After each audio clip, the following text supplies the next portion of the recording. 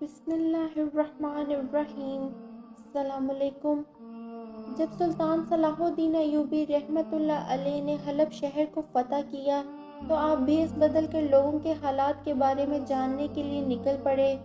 سلطان اپنے گھوڑے پر سوار ہو کر پورے شہر میں گھومتا رہا، لیکن کوئی بھی سلطان صلاح الدین ایوبی رحمۃ اللہ علیہ کو پہچان نہ سکا۔ لیکن جب بھی سلطان کسی سے بات کرتا تو وہ لوگ بڑے حیران ہوتے، ایک عام آدمی کے لہجے میں اتنا رعب و دبدبہ اور دہشت کیسے ہے؟ لیکن کوئی بھی یہ نہ پہچان سکا کہ اس کے پیچھے چھپے ہوئے بھیس میں ان کا اپنا سلطان صلاح الدین ایوبی رحمۃ اللہ علیہ ہے۔ سلطان صلاح الدین ایوبی بازاروں میں گیا، گاؤں میں گیا، شہروں میں گیا، ہر جگہ لوگوں کا حال احوال پوچھا، ہر امیر غریب سے ملا۔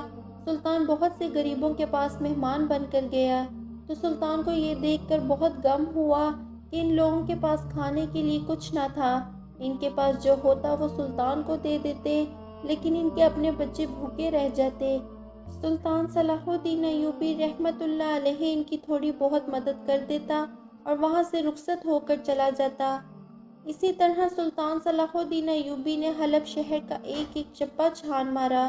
ہر ایک آدمی، چاہے غریب ہو چاہے امیر، چاہے دکاندار ہو، ہر ایک آدمی سے ملا اور حال احوال جانا۔ چند دنوں کے بعد سلطان صلاح الدین ایوبی رحمۃ اللہ علیہ پریشانی کے عالم میں بیٹھے تھے کہ علی بن سفیان کی نظر ان پر پڑی۔ علی بن سفیان وہ واحد شخص تھا جو لوگوں کے دلوں کے راز جان لیتا تھا۔ جیسے اس نے سلطان کو دیکھا وہ سب کچھ جان گیا، لیکن وہ سلطان کے منہ سے سننا چاہتا تھا کہ آخر کون سی بات ہے جو سلطان کو پریشان کر رہی ہے، اور اس بات نے آپ کے چہرے سے رونق کیوں اڑا دی۔ جیسے کہ آپ جانتے ہیں کہ آپ کی تھوڑی سی پریشانی سے میرے دل کی دھڑکن تیز ہو جاتی ہے اور مجھ سے آپ کی پریشانی دیکھی نہیں جاتی۔ یہ باتیں علی بن سفیان سلطان صلاح الدین ایوبی رحمۃ اللہ علیہ کی خوشامد میں بالکل نہیں کہہ رہا تھا، کیونکہ وہ بھی اچھی طرح جانتا تھا کہ سلطان کو خوش آمدید سے بہت نفرت ہے۔ تاریخ گواہ ہے کہ علی بن سفیان سلطان صلاح الدین ایوبی کا بہت بڑا ساتھی اور مخلص تھا، اور بہت سی فتوحات میں علی بن سفیان نے سلطان صلاح الدین ایوبی کا بہت ساتھ دیا۔ سلطان صلاح الدین ایوبی علی بن سفیان سے مخاطب ہوتے ہوئے کہنے لگا کہ اے علی، میں نے حلب شہر میں بھیس بدل کر پورے شہر کا حال احوال جانا، غریبوں کے پاس گیا اور ان کا حال احوال جانا، لیکن اس ایک بات جس کی وجہ سے مجھے ایک لمحے کے لیے بھی سکون نہیں مل رہا وہ یہ ہے کہ حلب شہر کے لوگ زیادہ تر غریب ہیں۔ وہ بہت محنتی، ایماندار اور مخلص ہیں، لیکن ان کے پاس اتنے وسائل نہیں کہ وہ 2 وقت کی اچھی روٹی کھا سکیں، اور میں چاہتا ہوں کہ ان کے لیے کچھ خاص کیا جائے۔ یہ سن کر علی بن سفیان نے کہا، سلطان معظم، آپ جو چاہے کر سکتے ہیں، آپ ان کے لیے روزی کے مختلف ذرائع پیدا کریں اور جو آپ ان کی مدد کر سکتے ہیں کریں۔ یہ سن کر سلطان نے کہا، وہ تو میں سب کچھ کر دوں گا، لیکن میں کچھ ایسا کرنا چاہتا ہوں کہ ان لوگوں تک میری مدد جلد از جلد اور مسلسل پہنچتی رہے۔ یہ سن کر علی بن سفیان نے کہا، سلطان معظم، میں آپ کی بات کو سمجھ نہیں سکا۔ تو یہ سن کر سلطان نے فرمایا، میں چاہتا ہوں کہ خاص مقام پر ایک وسیع لنگر کا اہتمام کرو، اور وہ لنگر ہفتے میں ایک دن تمام غریبوں کو کھانا کھلائے گا، اور اس لنگر میں عام کھانا نہیں بلکہ جو کھانا میں کھاتا ہوں وہ ان غریبوں کو کھلایا جائے گا، تاکہ حلب شہر کے کسی بھی غریب کے دل میں یہ بات نہ آئے کہ سلطان بیٹھ کر عیاشیاں کر رہا ہے اور ہم ادھر روکھی سوکھی روٹی کھا رہے ہیں۔ یہ سن کر علی بن سفیان نے کہا، سلطان معظم، آپ کی سوچ بالکل درست ہے۔ پھر سلطان نے حکم دیا کہ خاص جگہ پر ایک جگہ تیار کرواؤ اور پورے حلب شہر میں تمام غریبوں تک یہ پیغام پہنچا دو کہ ہفتے کے ایک دن وہ اسی لنگر میں آ کر کھانا کھا سکتے ہیں۔ علی بن سفیان نے حکم کی تعمیل کی اور کھانے والی جگہ کا اہتمام کیا اور کھانے کا بھی اہتمام کیا گیا، اور لوگوں تک پیغام پہنچایا گیا کہ سلطان کے بھیجے ہوئے سواری کے جانور ان غریبوں کو لے کر آتے اور ہفتے کے ایک دن وہ اسی لنگر کھانے میں کھانا کھاتے اور سلطان کو دعائیں دیتے اور چلے جاتے۔ وقت گزرتا رہا اور سلطان صلاح الدین ایوبی اب بڑا خوش تھا کہ میرے شہر کے لوگ وہ کھانا کھا لیتے ہیں جو ایک سلطان کھاتا ہے۔ لیکن چند دن گزرنے کے بعد علی بن سفیان نے سلطان صلاح الدین ایوبی رحمت اللہ علیہ کو خبر دی کہ سلطان معظم پچھلے ہفتے جب لنگر کا اہتمام کیا گیا، لنگر کے اختتام پر ایک کسان کی بیوی غائب ہو گئی، لیکن ہم نے اسے شاید حادثہ سمجھا اور میں نے اپنے سپاہیوں کو ان کی تلاش میں لگا دیا۔ لیکن آج جب دوسرے ہفتے لنگر کا اہتمام کیا گیا تو پھر حیرانی کی بات یہی ہوئی کہ ایک لوہار کی بیوی اس لنگر کھانے سے غائب ہو گئی۔ یہ سن کر سلطان صلاح الدین ایوبی نے علی بن سفیان کو کہا کہ کل لنگر کا اہتمام کرو اور تمام غریبوں کو دعوت دو اور اپنے سپاہی دگنے کر دو اور اس بات کی تلاش کرو کہ آخر وہ عورتیں کہاں غائب ہو جاتی ہیں، اس کے پیچھے کیا راز ہے۔ سلطان کے حکم کی تعمیل کی گئی اور لنگر کا اہتمام کیا گیا۔ سلطان کے بھیجے ہوئے تانگے اور سواری کے جانور غریبوں کو لے کر لنگر کی جگہ پر پہنچے۔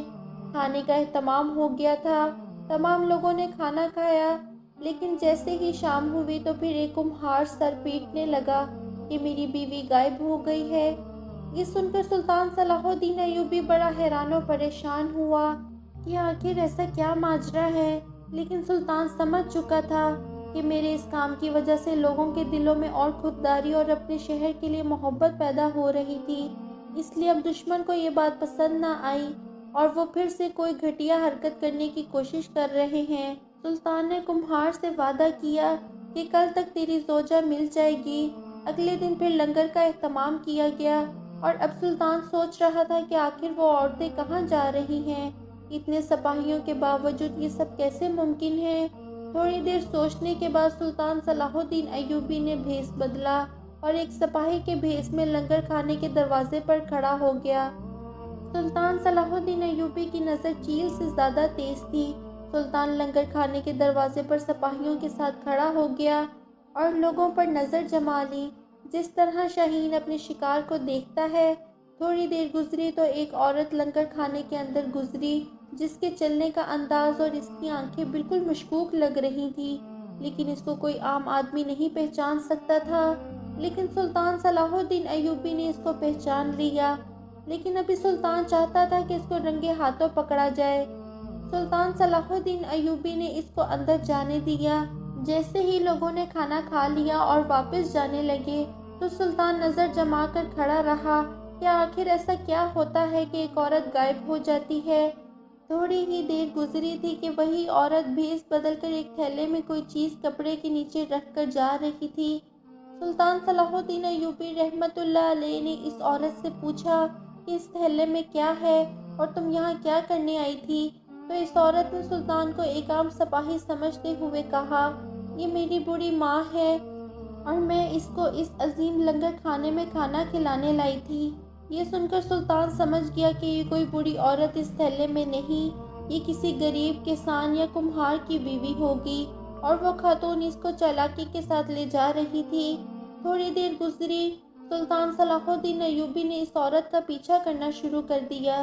سپاہی اس وقت اس عورت کی تلاشی لینے لگے تھے، لیکن سلطان نے منع کر دیا۔ سلطان نے اس کا پیچھا کیا اور وہ عورت ایک سنسان جگہ میں چلی گئی اور سلطان بھی اس کا پیچھا کرتے کرتے چلا گیا۔ وہ عورت ایک جنگل میں پہنچی اور ایک غار میں گھس گئی۔ سلطان نے اپنی تلوار نیام سے نکالی اور اس غار میں چلا گیا۔ جیسے ہی سلطان غار میں گیا تو دیکھا کہ پہلے سے وہاں 3 عورتیں رسی سے بندھی ہوئی تھیں اور وہ خاتون چوتھی عورت کو جو بے ہوش تھی اور عورت تھیلے سے نکال رہی تھی۔ سلطان صلاح الدین ایوبی نے اس عورت کی گردن پر تلوار رکھی اور پوچھا کہ یہ تم کیا کر رہی ہو، تم گاؤں کی عورتوں کو اغوا کیوں کر رہی ہو؟ اس خاتون نے کہا کہ تم کون ہو اور تم یہاں کیسے آئے ہو؟